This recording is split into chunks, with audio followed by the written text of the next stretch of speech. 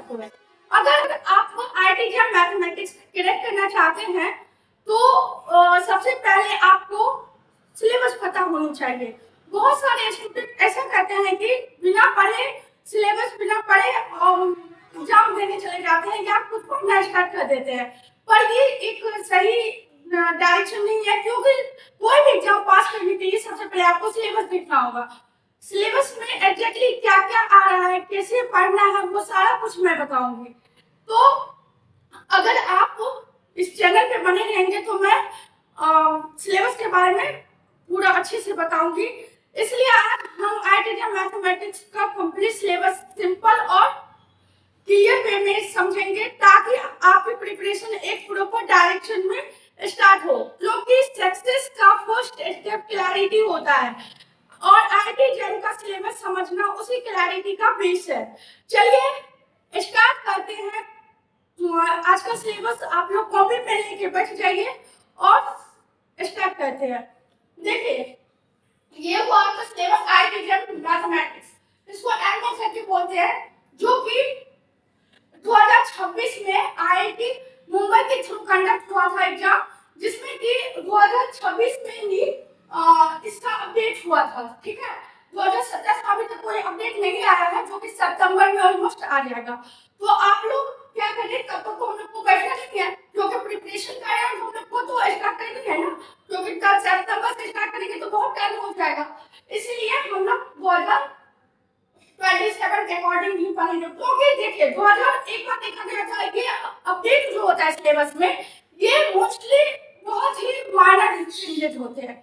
कि 2022 में एक बार चेंज हुआ था, रिमान आया था, रिमान इंटीग्रेशन आप लोग पढ़े होंगे तो उसी में जैसे कि 2026 में चेंज आया, जिसमें कि आपको बाइनोमियल आया था परम्यूटेशन सब, तो उसमें जैसे ये वाला परम्यूटेशन, कॉम्बिनेशन, बाइनोमियल थ्योरम ये सब आया था।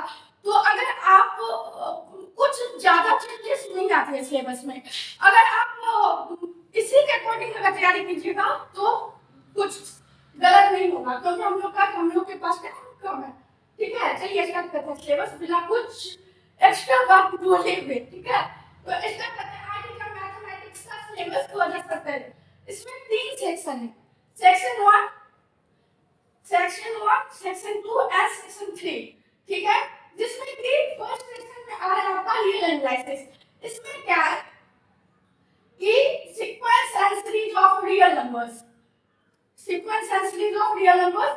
इसमें आपको पढ़ने होंगे convergence of sequence, bounded and monotone sequence, Cauchy sequence. देखिए convergence of sequence, bounded, monotone sequence, Cauchy sequence, वर्डोनो-वेस्टर्स थ्योरम, एब्सोल्यूट कन्वर्जेंस, ये हो गया आपका सीरीज में। ये एब्सोल्यूट कन्वर्जेंस जो हो गया ये आपका सीरीज में, सीरीज है ना, सीरीज में आया। Test of convergence of series, ये भी सीरीज में ही है। Comparison test, ratio test, root test और पावर सीरीज, जिसमें कि 1 वेरिएबल, 2 वेरिएबल इन 1 वेरिएबल। ठीक है, radius of convergence and interval of convergence. आप लोग बहुत सारे स्टूडेंट पढ़े होंगे आईयूसी करके, तो वो चीज radius of convergence and interval of convergence, term wise differentiation and integration of power series. ठीक है, ये आपका हो गया रियल एनालिसिस का सिलेबस, जिसमें कि सीक्वेंस एंड सीरीज से इतना क्वेश्चन पूछा जा रहा है। सीक्वेंस एंड सीरीज से एक और है जिसमें कि इसको हम लोग डिफरेंशियल कैलकुलस में भी देते हैं, function of one real variable. ठीक है, लिमिट एंड कंटिन्यूटी, डिफरेंशिएबिलिटी आप लोग पढ़े होंगे 12th में, कंटिन्यूटी, डिफरेंशिएबिलिटी, उसी चीज का यहाँ पे थोड़ा सा स्टैंडर्ड फॉर्म पढ़ेंगे। ठीक है, जैसे कि एप्सिलॉन डेल्टा के थ्रू पढ़ेंगे बहुत अच्छे से। इसमें बहुत सारे तरीका होता है ये लिमिट निकालने का, मैं इसको ये सारा कुछ मैं डिटेल में बताऊंगी, लेकिन आप लोग को बस बने रहना है और एक एक चीज को जैसे बता रहा हूं वो चीज फॉलो करनी है। क्लियर है? तो यहाँ से आपका आएगा limit, continuity, intermediate value property, differentiation, Rolle's theorem, mean value theorem, L hospital rule. इसको बोला जाता है एल हॉस्पिटल, लिखा हुआ है, इसको एल हॉस्पिटल भी बोल सकते हैं। बहुत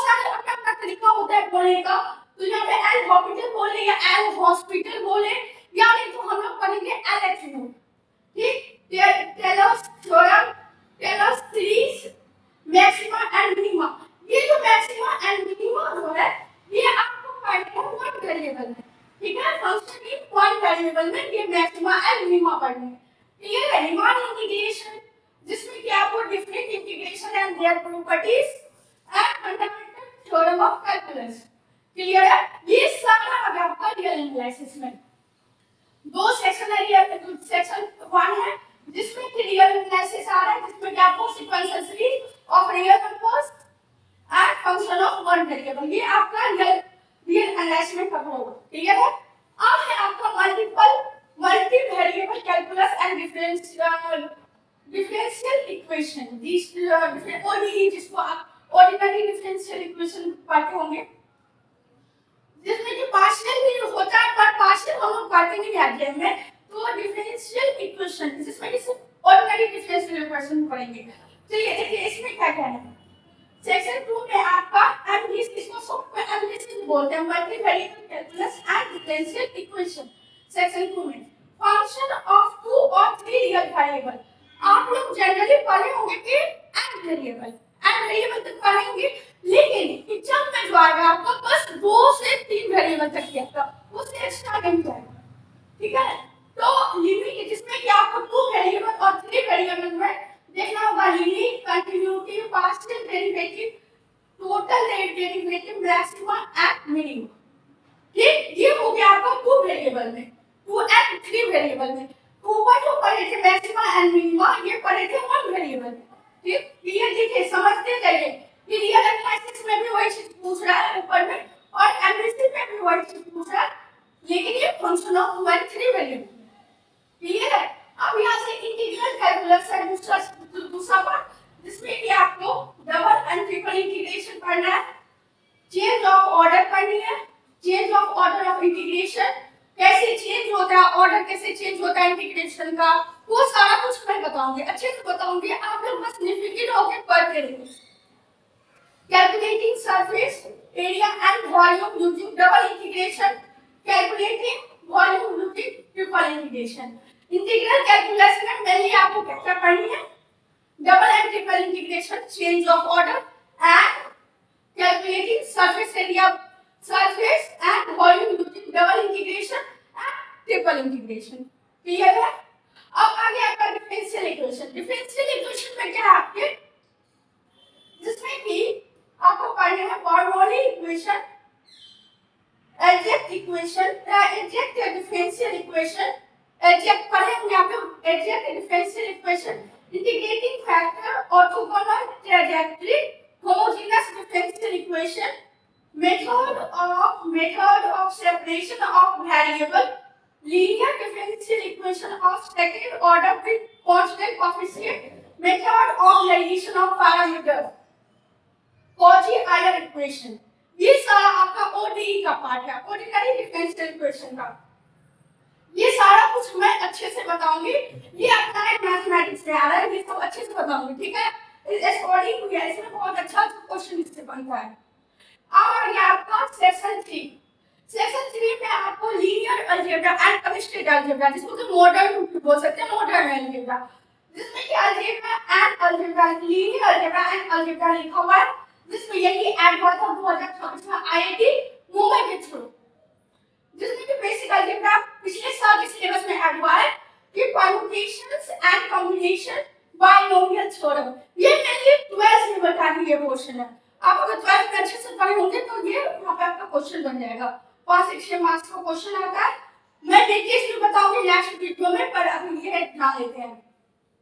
मैट्रिसेस, जिसमें क्या आपको system of linear equation, rank nullity theorem, inverse determinant, eigen value, eigen vector, ये आपको मैट्रिसेस में पढ़ना है, मैट्रिसेस में।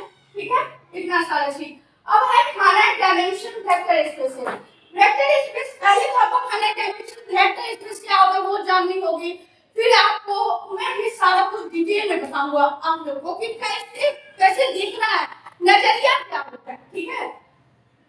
वेक्टर स्पेस में इसमें बहुत सारे मैं शॉर्ट ट्रिक भी बताऊंगी, कैसे वेक्टर आपको मैट्रिक्स में जैसे कि आइडेंटिटी, निलपोटेंट, ये सब का तरीका कैसे है पहचानने का, इसका एक शॉर्ट मेथड दूंगी।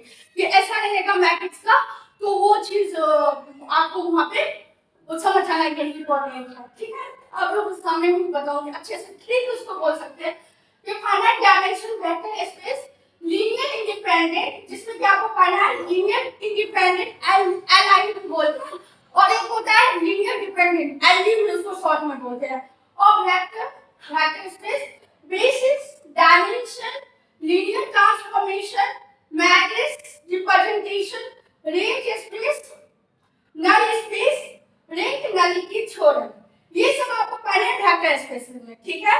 फाइनल डायमेंशन वेक्टर स्पेस, ठीक है। अब आ गया आपका मेन टॉपिक जिसमें कि आपको क्या करना है, जिसमें कि मॉडर्न अलजेब्रा में जो आपका क्वेश्चन है वो है ग्रुप थ्योरी। ग्रुप थ्योरी में क्या है, जिसमें कि आपको पहले तो जानना होगा ग्रुप क्या होता है, सब ग्रुप क्या होता है, फिर जानना उसके इसमें cyclic group, abelian group, non abelian group, permutation group, normal सब ग्रुप, क्वाइसेंट ग्रुप, देखिए quiescent group, Lagrange theorem for finite group homomorphism, ठीक है। ये सारा चीज जो है ये आपके कवर, ये यहाँ से लेके यहाँ तक ग्रुप थ्योरी में कवर होगा, एक यहाँ क्वेश्चन लेके यहाँ तक, ठीक है। और ये जो है मैं यहाँ से लेके यहाँ तक कंप्लीट कराऊंगी लीनियर अलजेब्रा में, ठीक है।